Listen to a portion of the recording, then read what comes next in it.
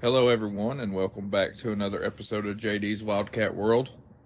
On this episode, we recap a gritty, solid conference road win for the Cats as they beat Arkansas by a score of 63-57 on the road in Fayetteville. I want to get into that and also get into a little preview of the Florida game on Wednesday. So I want to start off by saying thank you all for listening and continuing to and liking and listening, sharing, subscribing, all that. Compared to the Big Z episode, last week's didn't do the numbers that the Big Z episode did. So, and I understand that coming off a loss. A lot of people don't want to hear me talk about a loss. Since we're coming off a win, I'm going to go ahead and say that the podcast, JD's Wildcat World, is now available on new platforms. If you all would love to stream on there, iHeartRadio, you can download the app and make an account all for free and stream on there, and Amazon Music as well. It's another app.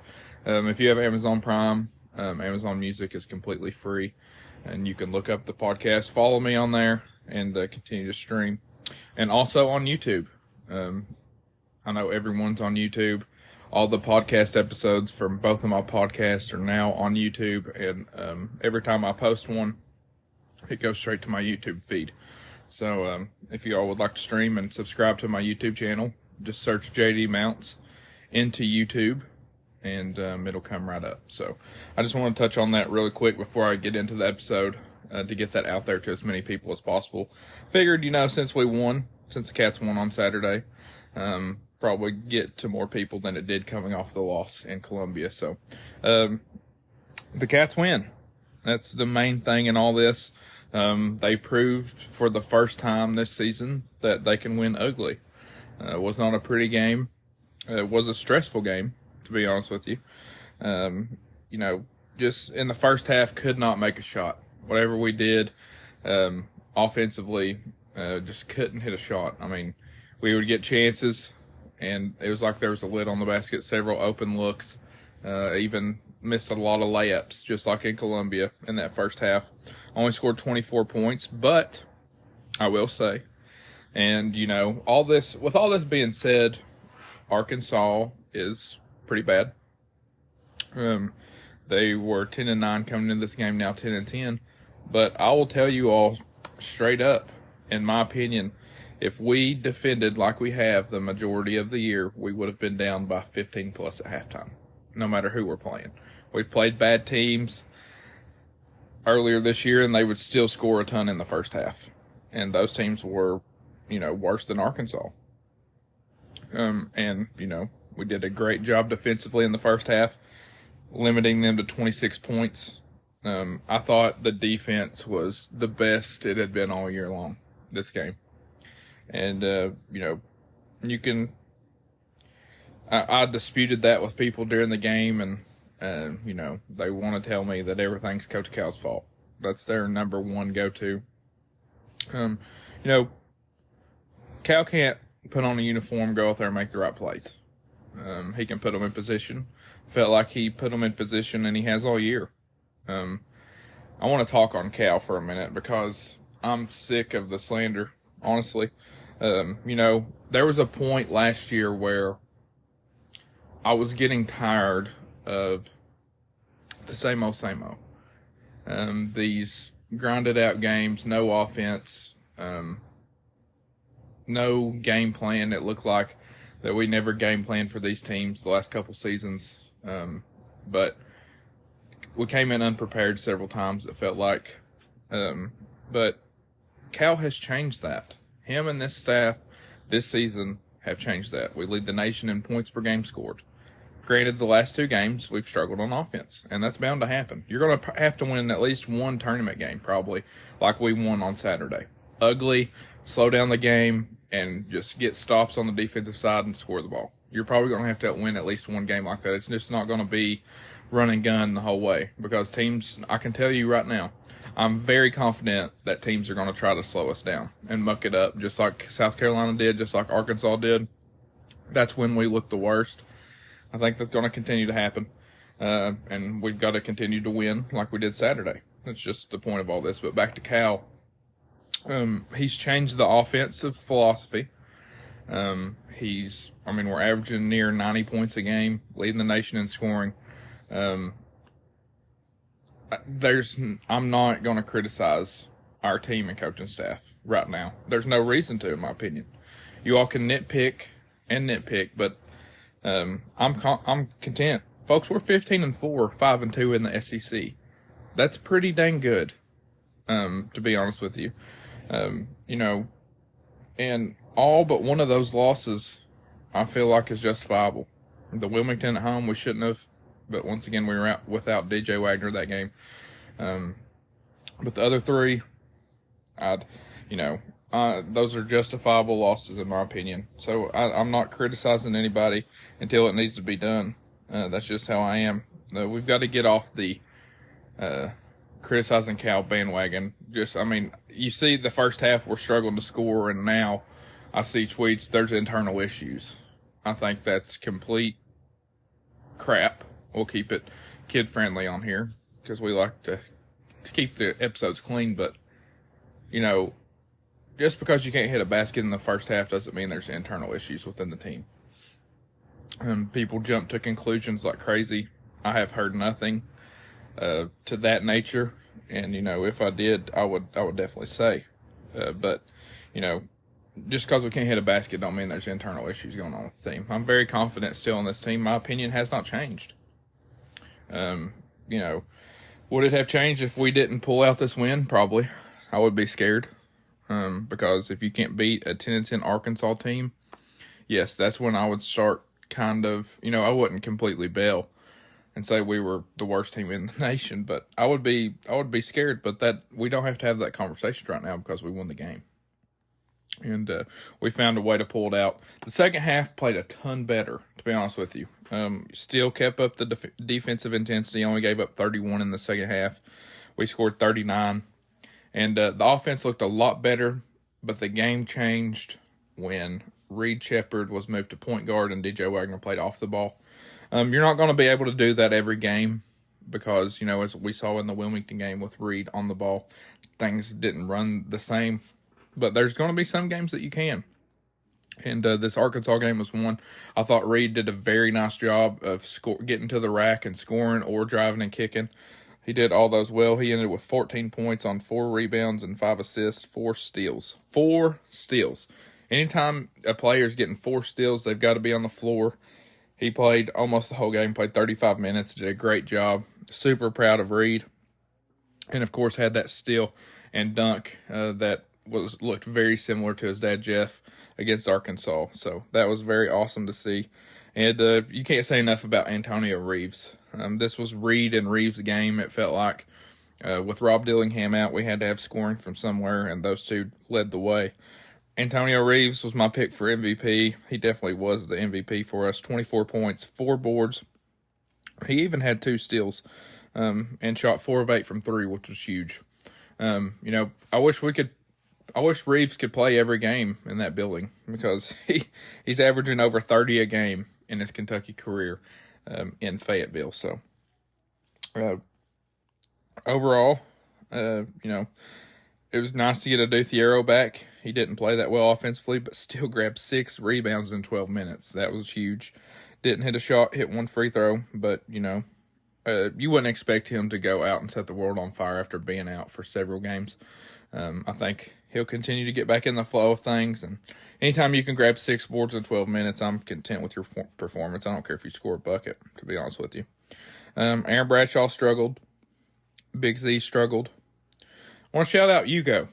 He was our big guy that was in most of the second half and did a very nice job. 6 points and 4 boards, 3 blocks. If you all saw after the game as Hugo checked out for the final time, Coach Cal was telling him how proud of him he was. And that was awesome to see. You can tell that Cal really cares about these guys, like always, and he really loves this team.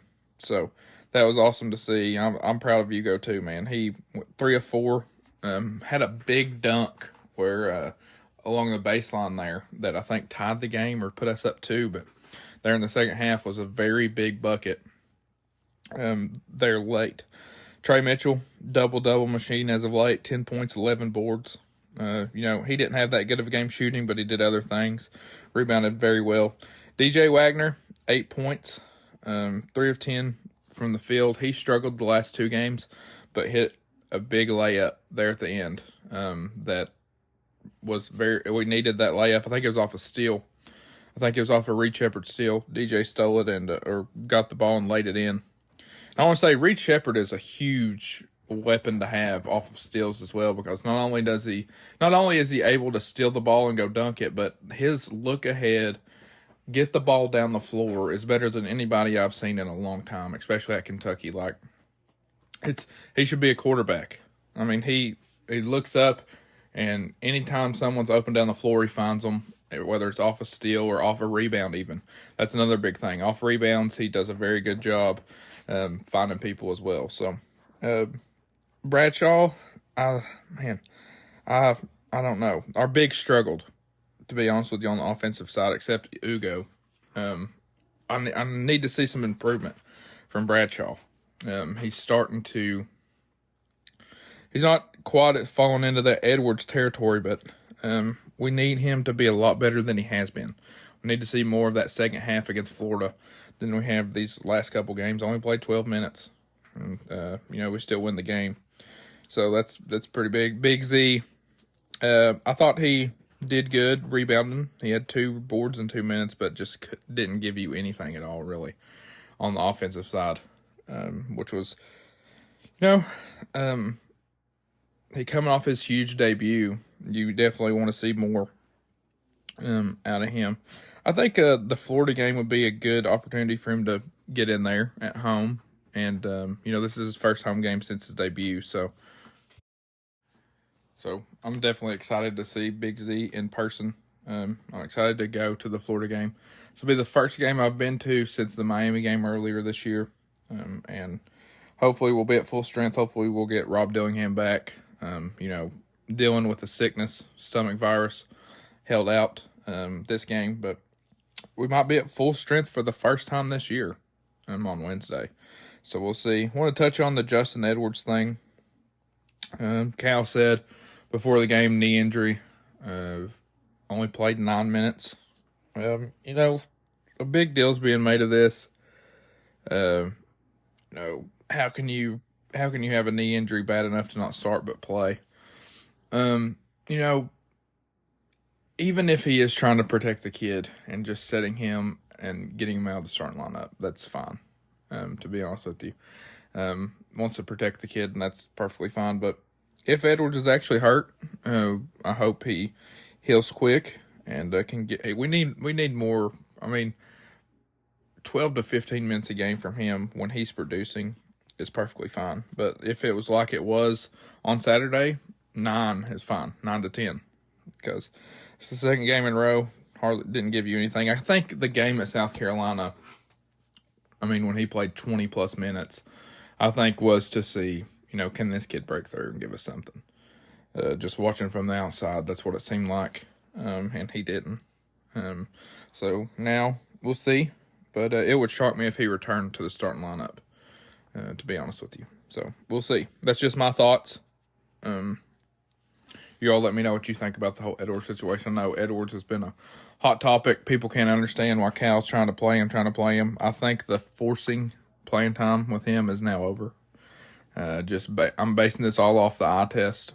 I don't, when you pull a guy and he only plays 9 minutes a game, I don't expect him to start again this year, but we will see. I could be totally wrong. I thought the biggest takeaway and the biggest reason why we ended up winning this game was taking away Tremont Mark for Arkansas. He only had 11 points, 5 of 17 shooting, and 0 of 4. We did not let him have an easy shot all night long. And, when he did get a little bit of space, he missed them. So, very good job, very good game planning there by Coach Cal and the staff, and very good on the players for executing that. Because if he was on, it could have been a different story. But we defended really well. Held L. Ellis to only 7 points. He was the Louisville's leading scorer last year. I didn't break him down in the breakdown because, I assumed a lot of you all knew he played there.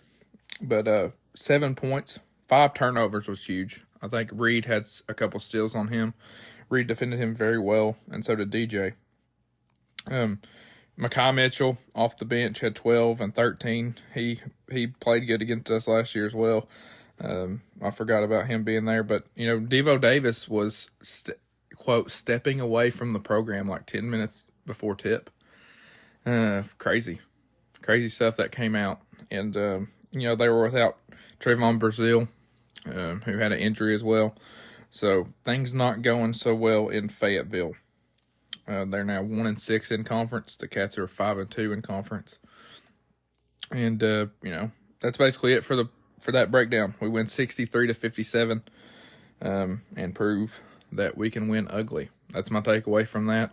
Great job on the defensive side of the ball, and I'm ready for our offense to get back to what it was. And we're going to have a chance to do that on Wednesday night at 8 o'clock on ESPN against the Florida Gators. The Cats, of course, if you all know, if you follow the team this season, they've already beat Florida once in Gainesville, the first SEC game of the year. They won 87-85. And Aaron Bradshaw had that huge 3 late to pull it away. Florida was hitting insane shot after insane shot in that first half, kind of cooled down in the second. And, Walter Clayton Jr. and Tyrese Pullen are the 2 guys that, Florida is led by. Sorry, it's not Tyrese Pullen, it's Zion Pullen. But, averaging 15 a game, he lit us up. But Walter Clayton did as well. Both of them had 23 apiece. And I don't think they're going to get 28 points off the bench. I'd be shocked if they get 28 off the bench again. But I like our matchups with Florida. And I know that's crazy, only coming off a 2-point win. But, getting that win on the road, first game of SEC play, I think was huge. Did very good things for the team's confidence. And I think, once you take care of business on the road, it's expected that you should come back into your home floor and get a win. Florida is 14-6, 4-3 in conference. Very respectable team coming into Rupp. And they're going to be desperate. They're going to be looking for revenge. They think in their minds that they had the game won. I think much of BBN thought Florida had that game won. And we came out of there and stole a dub. So we're going to have a desperate team here. We're going to have to bring our A game because they're going to be desperate.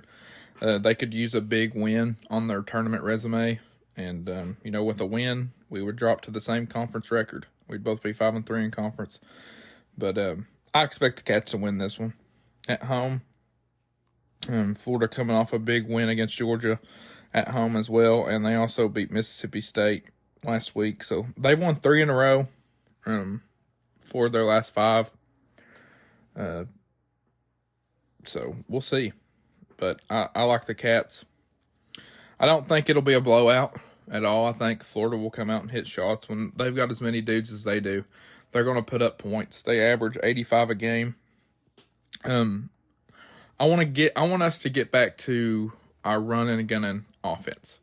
I want to see us get out and transition against this team. And if we can't do it against Florida, it kind of worries me because Florida likes to play similar to we do. They like to run and gun.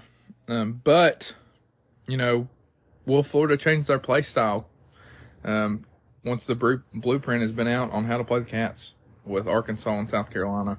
I think both of those teams had very good game plans against us.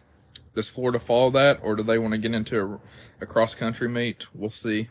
I think it works better for us if they want to get into a run-and-gun type game. I think that's not even for just Florida, but I think that's my opinion against anybody in the country. If you want to run with us, then let's run because we've got so many weapons that can score the ball, and I think that's what we really need to get back into this week. And then, of course, after the Florida game, we've got the biggest game of the year so far. A top 5 team comes into Rupp Arena and the Tennessee Volunteers.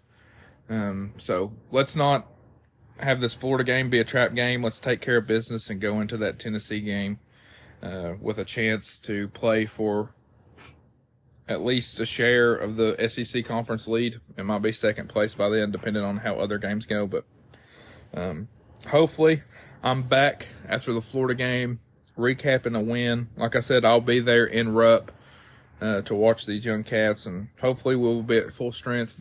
I haven't heard anything on Rob yet, Dillingham, as far as a stomach bug, but those things usually don't last all that long. So hopefully he will be back, and the Cats can get a big win against the Gators.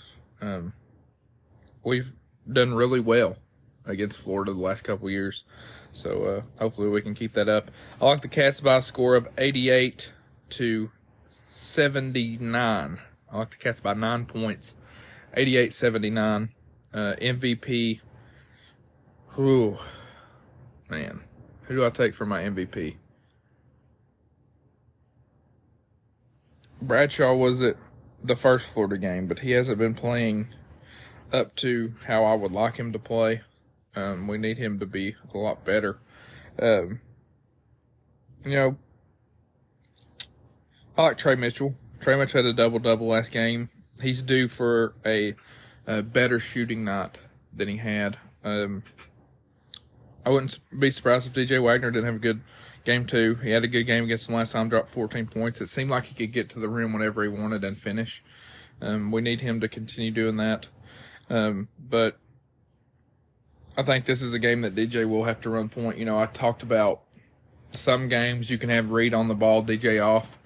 But with DJ able to get to the rim against Florida last time, hopefully he can do that again and finish strong. So we'll see. Like I said, I think it'll be somewhat close, but I like the Cats by 9. And that'll be a very solid win for them, and they will sweep Florida for the season series. So, and then it's on to Tennessee, and I cannot wait to break down that game. I think I'll have a pretty good in-depth breakdown. I've watched a lot of Tennessee play these SEC teams this year, so hopefully we are sitting here with a big win against Florida. And real quick before I go, like I said, we're now available on Apple Podcasts, Spotify, iHeartRadio, Amazon Music, and YouTube. So go stream it all, JD's Wildcat World. And thank you all, as always, for listening. And as always, go Cats. Before I get off of this episode and publish it, I want to take a second real quick. I purposely waited for the AP poll to drop before I recorded this episode. And because I just had a feeling that the AP poll was going to take a huge liking to that loss at South Carolina. And I was right. The Cats fall to number 10. But yet Duke wins by 1 point, pretty much giving the game against Clemson, and they go up to 7. Kansas loses on the road to a hard Iowa State team, similar to how we lost in South Carolina, and they only fall 1 spot. It's the AP poll. I've had people ask my thoughts on it. If you look at that and you don't see the favoritism, then I'm not sure what else to tell you. I know a lot of people don't care about it. I'm one of those people that, I don't care about it until I see how bad Kentucky gets shafted. And falling from 6 to 10, going 1-1 last week. We didn't lose both games. I get it was a loss to South Carolina. I think South Carolina should have been ranked this year, or this week. I'm sorry. They've really been shown disrespect. They're sitting at 17-3 on the year and are not ranked in the top 25. That's a little wild to me. We'll see what they're made of. They go on the road at Tennessee tomorrow night, but I just want to touch on that because I've had, I forgot to put it in the breakdown. But for the people that wanted my thoughts on the AP poll, I don't think that we should have failed that bad. I was expecting us to be 8th or 9th. But 4 spots for a road loss in the SEC. It's pretty wild. So I'm not sure how many we fell when we lost to Wilmington, but I think it was 4. I think it was 4, maybe 5, but that's that's a little bit ridiculous in my opinion. So we'll see. We should climb back up it if we beat Tennessee, but we will see. That's all to come in the future. So the Cats check in at number 10, still in the top 10, but the very last spot of that top 10 in this week's AP Top 25 poll. So thank you all, and go Cats.